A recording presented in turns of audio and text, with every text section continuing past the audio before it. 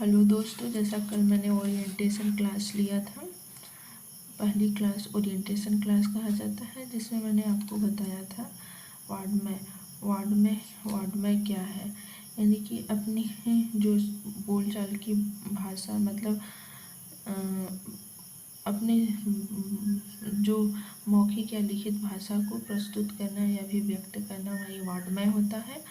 वाङ्मय के बाद आपका भाषा आता है। भाषा व्यापक और सीमित दो तरह की होती हैं। जो हिंदी साहित्य की भाषा है वह सीमित है। व्यापक भाषा जैसे सभी आ जाती है, संकेत, पशु पक्षी सभी की भाषा आ जाती है। और वाङ्मय क्या है? वाङ्मय आपका वार्ता है, शास्त्र है, साहित्य है।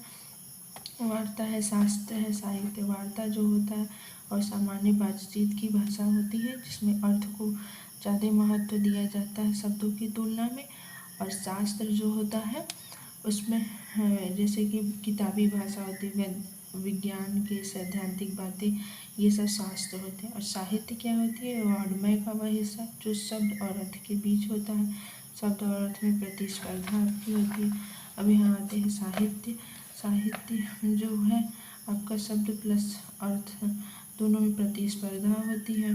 शब्द और अर्थ में साहित्य एक होता है जिसमें समाज के व्यापक हित की भावना हो, वो साहित्य हो गए। और फिर रमणीयता और सौंदर्य, जिसमें कल्पना कर सके, रमणीयता और सौंदर्य जिसको कल्पना की जा सके, वो साहित्य हो गया। अब आते हैं साहित्य। साहित्य के साहित्य हो गया पद और गद्य, पद्य और गद्य। पद्य तुक छंद से नहीं, मतलब लय जो होता है वो पद्य और गद्य को एक दूसरे से अलग करता है। लय, व्याकरण के नियमों का उल्लंघन हम करते हैं तो किसी रचना में लय पैदा होती है, उसको गा करके पढ़ा जाता है। इसी से पद्य और गद्य अलग होता है और दोनों को मिलाकर मिश्रित चंपू काव्य बनता है। एक चंपू काव्य है यशोधरा मैथिली सरगुप्त का। और फिर पढ़े थे हम गद्य साहित्य। गद्य साहित्य आपका एक कथात्मक गद्य था, दृश्य प्रधान गद्य था, विचार प्रधान गद्य था, अन्य विधाएं थी। कथात्मक गद्य में आपका कहानी और उपन्यास था। कहानी में प्रेमचंद की कहानियाँ और एक दुनिया समा था। प्रेम मंजूषा जिसको कहते हैं प्रेमचंद की कहानियाँ, एक प्रेम मंजूषा की बुक, और एक दुनिया समानांतर उपन्यास महाभोज, दिव्या, गोदान, मैला आंचल हो गया। और दृश्य प्रधान गद्य में नाटक, भारत दुर्दशा, स्कंदगुप्त, आषाढ़ का एक दिन हो गया। विचार प्रधान गद्य में आपका निबंध, आलोचना हो गया, जिसमें चिंतामणि और निबंध निलय पढ़ना है, समीक्षा या समालोचना, आलोचना का। अन्य विधाएं में आपका हो गया आत्मकथा, जीवनी, स्मरण रेखा चित्र, डायरी, पत्र साहित्य, यात्रा वृत्तांत, रिपोर्ट आज पढ़ना है। अब आते हैं आज की क्लास, कहानी से स्टार्ट करते हैं। कहानी में हम प्रश्न पत्र फर्स्ट और प्रश्न पत्र सेकेंड को साथ लेकर चलेंगे, जिसमें प्रश्न पत्र फर्स्ट में इतिहास और सेकेंड में आपकी दो पुस्तकें, यानी कहानी की इतिहास, और सेकेंड प्रश्न पत्र में आपकी दो पुस्तकें, जिसमें प्रेम मंजूषा और एक दुनिया समान आता है। अब कहानी क्या है? कहानी एक विधा है। कहानी एक विधा को हम फ्रेंच में या हिंदी साहित्य में जॉनर कहते हैं। विधा को हम जॉनर कहते हैं फ्रेंच में या हिंदी साहित्य में, और शैली को स्टाइल कहते हैं। विधा जो होता है ऑब्जेक्टिव होता है, यह मन स्थिति को आपके मन स्थिति को दर्शाता है। किसी कभी कोई लेखक की जो कविता होती है वह विधा जो विधा है उसको निश्चित नहीं कर पाती, क्योंकि वो खास समय में जो विधा आपके मन में आती है वैसे ही कविता लिखी जा सकती है। और जो ये उस शैली है वो जो रचनाकार है उसको दर्शाती है। शैली जो होती है वो ये, क्योंकि ये आत्मनिष्ठ है। कैसे हम लिखें, कैसे रचना लिखें, कैसे क्या लिखें, ये रहता है इसमें, ये आत्मनिष्ठ है। और विधा को उसके वो किस मन स्थिति में है इससे पता चलता है वो किस तरह का वो लिखेगा, क्योंकि ये फॉर्मेट चूज करना होता है यहाँ पर कि ये साहित्य की किस तरह के आप फॉर्मेट को इस फॉर्मेट को दर्शाते हैं, आपकी मन स्थिति को दर्शाता है विधा। और ये जो होता है शैली जो होती है आत्मनिष्ठ है, ये आप पहले से निर्णय कर सकते हैं। विधा एक दो टाइम मतलब कि एक टाइम में एक मन स्थिति में आप दो तीन तरह से विधा, दो तीन विधा चुन सकते हैं। अब यहाँ आते हैं कि विधा दो तरह की होती है, प्राकृतिक विधा है और ऐतिहासिक विधा। प्राकृतिक जो विधा होती है वो नाटक, कहानी और गीत होती है। ये हर समय, हर स्थान, हर समाज में बोली जाती है। और ऐतिहासिक विधाएं जो होती है वो खास देश काल से प्रारंभ है। उपन्यास, ऐतिहासिक विधा जो होती है उपन्यास से आधुनिक काल से प्रारंभ होती है। सिनेमा भी। और ये जो होती है प्राकृतिक या कि प्राचीन काल से ही शुरू होती है। अब आते हैं कथा, आपका कथा जो होता है पंचतंत्र, हितोपदेश, जातक कथाएं, कथा सरिता। पंचतंत्र ये कथा जो होती है प्राचीन काल से ही आती है, चली आ रही है। और कहानी जो होता है ये आधुनिक काल में इसका विकास हुआ। और कथा को हम आदर्शवाद कथा मानते हैं। इसलिए प्रेमचंद की जो कहानी है उसमें देखेंगे कि वो आदर्श उन्मुख से चरम आदर्श उन्मुख तक उनकी कहानियाँ पहुँच गई हैं। और ये जो होता है आदर्शवाद आइडियलिज्म है। यथार्थवाद मतलब यथार्थ को सही रूप से व्यक्त करना, यानी कि जो सही है उसको दिखाना, ये आपका आदर्शवाद है। जो सही है उसको दिखाना, ये आपका आदर्शवाद है। अब इसमें जो होता है कथा में आपको सीख मिलती है। कथा में आपको कथा सुनने के बाद आपको शिक्षा और सीख मिलती है। कहानी में कोई आपको सीख नहीं मिलती है। कहानी आपको यथार्थवाद को दिखाता है। कहानी आपके यथार्थवाद को दिखाता है, यथार्थ को सही रूप से व्यक्त करता है, जो सच्चाई है उसको व्यक्त करता है। इससे आपकी मैच्योरिटी बढ़ती है और आपके जीने मतलब मैच्योरिटी आपके अंदर बढ़ती है। और कथा में जो होती है वो सीख मिलती है। जैसे कथा के द्वारा बच्चों को हम शिक्षा देते हैं। कथा के द्वारा बच्चों को शिक्षा देते हैं। कहानी की शुरुआत माना जाता है कि पश्चिम से हुई है, जिसमें एडगर एलन पो 1809 से 1849 तक इन्होंने एक शॉर्ट स्टोरी मूवमेंट का चलाया था, जिसमें जासूसी और साइंस फिक्शन जैसी कहानियाँ ज़्यादा थी। एडगर एलन पो का सोचना था कि एक ही बैठक में एक कहानी समाप्त हो जाए। ये आपका हो गया कथा और कहानी में अंतर। कथा एक कह सकते हैं कि कथा और कहानी क्या है, एक अंतर बस है, बाकी सब सेम है। कथा जो होता है इसमें कथा और कहानी दोनों में घटनाएं, चरित्र वही रहती है। सिस्टम जो होता है बस सिस्टम भी वही रहती है, लास्ट में दोनों वही एंड होते हैं। बस एक अंतर है, कथा जो होता है आपका आदर्शवाद है, आइडियलिज्म है, और ये कहानी जो होती है आपकी यथार्थवाद है। कहानी आपकी यथार्थवाद है। अब आते हैं हम कहानी के तत्व पर। कहानी का तत्व मतलब कॉन्स्टिट्यूएंट। कहानी के तत्व मतलब कॉन्स्टिट्यूएंट कि ये किससे बना है, कहानी किससे मिलकर बना है, ये कहा जाता है। कहानी एक उद्देश्य से मिलकर बना है। इसमें 6 जैसे आता है एग्जाम में क्वेश्चन कि कहानी के तत्वों के आधार पर इसकी व्याख्या करिए, इस कहानी की व्याख्या करिए। तो लोग बस कहानी को मतलब उस कहानी में, जैसे बूढ़ी काकी की कहानी है तो बूढ़ी काकी के साथ ऐसे हुआ, जो भी सब लिख देते हैं वहीं, लेकिन ऐसा नहीं।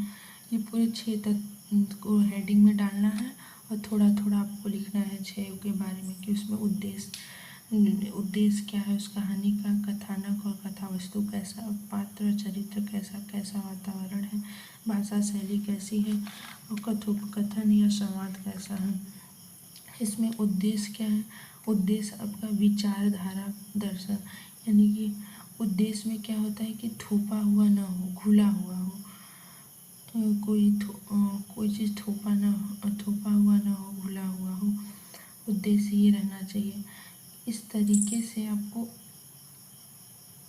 इस तरीके से और कवि जो लेखक है इस तरीके से और कवि जो गद्य हैं जो रचना है इस तरीके से लिखना चाहिए कि उसमें ये ना समझ आए कि वो पाठक के मन में कोई अच्छी प्रभाव डाल रहे हैं, क्योंकि ऐसा करने से पाठक उसको पढ़ेगा ही नहीं, कि पाठक प्रभावित ही नहीं होगा। इसीलिए वो उसी में घुला हुआ होना चाहिए, जिससे पाठक उसको पढ़ भी ले और उससे प्रभावित हो जाए। मतलब उद्देश्य का मतलब ये होता है कि कोई बुक या कोई भी रचना पढ़ने के बाद पाठक ठीक वैसा न रह जाए जैसे वो पहले था, ये आपका उद्देश्य होता है। उद्देश्य मतलब उसमें घुला हुआ हो। जैसे कि आप बूढ़ी काकी पढ़े तो बूढ़ी काकी पढ़ने के बाद बहुत लोग चेंज हो गए होंगे अपने घर में बुजुर्गों के प्रति, वहीं तो उद्देश्य इसमें थोपा हुआ न है, घुला हुआ है। जैसे दिव्या में ये होता है कि उद्देश्य थोपा हुआ दिखाया गया है आपकी दिव्या जो है उपन्यास। अब आपका ये हो गया, फिर आता है आपका कथानक और कथा वस्तु। आपका आता है कथानक और कथा वस्तु। यहाँ पे आपका कथानक और कथा वस्तु में क्या हो गया कि कहानी की विषय वस्तु, पहले ये समझते हैं कि कथा वस्तु थीम, यानी कि कहानी की विषय वस्तु कैसी है, विश्वसनीय है कि अविश्वसनीय है।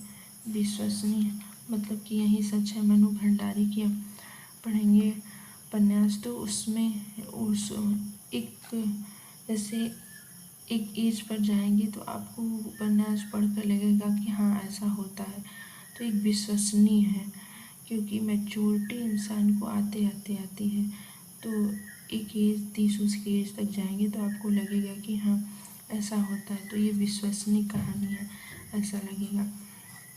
कथानक में कथा वस्तु थीम जो होती है उसमें कहानी उद्देश्य में तो आपको ये हो गया कि उसमें कथानक जो विचार है वो खुला हुआ होना चाहिए, थोपा हुआ नहीं होना चाहिए, जिसे पढ़कर ऐसा न लगे कि नहीं ये हमें मतलब, लेकिन जिसे पढ़ के जो पाठक है उसके गुण में कुछ ना कुछ परिवर्तन हो जाए। आपका उद्देश्य हो गया। किसी कहानी में अगर आता है तो आप इस तरह से लिख सकते हैं 2 लाइन 3 लाइन का उद्देश्य के बारे में। फिर उसके बाद आपका कथानक और कथा वस्तु आ गया, जिसमें कथा वस्तु में थीम आ गई, जैसे कहानी की विषय वस्तु कैसी है, विश्वसनीय, इसमें कैसे क्रेडिबल है कि नहीं है। इसमें जैसे हो गया कि यही सच है कि मनु भंडारी की जो है उपन्यास उसमें वो क्रेडिबल है। और कोई फिल्म ले लीजिए जिसमें ऐसा ऐसा सीन दिखाया जाता है साउथ की जैसे मूवी है, तो देखकर ऐसा लगता है कि विश्वसनीय नहीं है, तो ये आपका हो गया कि ये अविश्वसनीय। लेकिन वैसे भी जो भी हिंदी साहित्य में हमारी बुक है जिसमें मतलब गद्य पद्य जो भी है वो सारा विश्वसनीय गद्य है, वो विश्वसनीय है। इसमें अब आपका सबसे इम्पोर्टेंट होता है कथानक, जिसको प्लॉट कहते हैं। ये कमज़ोर, अगर गति धीमी है, तेज है, न अधिक धीमी रहनी चाहिए न अधिक तेज रहनी चाहिए, गति न अधिक धीमी रहनी चाहिए न अधिक तेज रहनी चाहिए। जैसे कि अगर कोई अगर आप समझाते हैं तो स्पीड तेज है या धीमी है तो जो पाठक है उसको समझ में नहीं आएगा। घटनाएं न अधिक हो न कम हो, घटनाएं न अधिक हो न कम हो। और जैसे गीला में बहुत कम घटनाएं हैं जिसको पढ़ने से बहुत बोरियत, जो गीला आपका कहानी है प्रेमचंद का उसमें बहुत कम घटनाएं हैं जिसको पढ़ने से बोरियत महसूस होने लगती है। तो ये न घटनाएं न अधिक कम हो न ज़्यादा हो, चरित्रों का न ज़्यादा वर्णन हो न कम वर्णन हो। गोदाम पढ़ते टाइम को दो ही चरित्र आता और मीनाक्षी देवी, ऐसा लगता है कि इन लोगों को नहीं रखना चाहिए। तो ये चरित्र का न अधिक वर्णन हो न ज़्यादा वर्णन हो, बिखरा हो, ज़्यादा ना हो, कसाव होना चाहिए। जैसे बिखराव कसाव का मतलब होता है कि अगर आप कोई मूवी देखते हैं तो कोई गाना अच्छा नहीं है या मूवी अच्छी नहीं है तो आप वहाँ से उठने की कोशिश करते हैं, बार बार जैसे कि उस आते जाते हैं, बार बार जैसे छोड़कर मूवी आते जाते रहते हैं, ये कसाव बिखराव का। और वहीं अच्छी मूवी तो आप वहाँ से उठने की कोशिश कर भी नहीं जाना सोचेंगे पूरी मूवी देख लेते हैं। ये कसाव और बिखराव कहते हैं। कोई भी कहानी पढ़ रहे हैं तो उसको या तो पूरा कंप्लीट कर लें, इसके बाद क्या होगा, ये कसाव होता है। बिखराव होता है कि जैसे बोरियत महसूस हो कि बार बार जैसे इसको किसी तरह से बस खत्म करना है, ये होगा कसाव बिखराव। तो वही कथानक कमज़ोर पड़ जाते हैं अगर गति तेज या धीमी है, घटनाएं अधिक या कम है, चरित्र भी कम या अधिक है, बिखराव है, ये आपका कथानक कमज़ोर पड़ जाते हैं। वही कथानक मजबूत अच्छा रहना चाहिए, कसाव होना चाहिए, सहज संबंध निर्वाह हो। यानी कि एक जो होता है कि एक कहानी लेकर चले तो पूरा कंप्लीट उसको लेकर ही ख़त्म ना हो, न कि बीच में एक कहानी इधर चल रही है, एक कहानी इधर चल रही है, जो शुरू से चली आ रही है वो चलती आ रही है, तो ऐसा नहीं होना चाहिए। ये हो गया आपका कथानक या कथा वस्तु।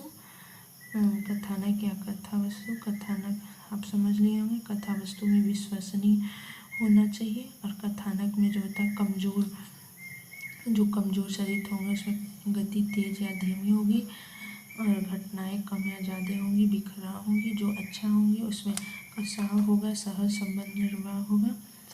और आपका अब आ गया पात्र या चरित्र पे। पात्र आपका आदर्श या स्वाभाविक, परतंत्र या स्वतंत्र होना चाहिए।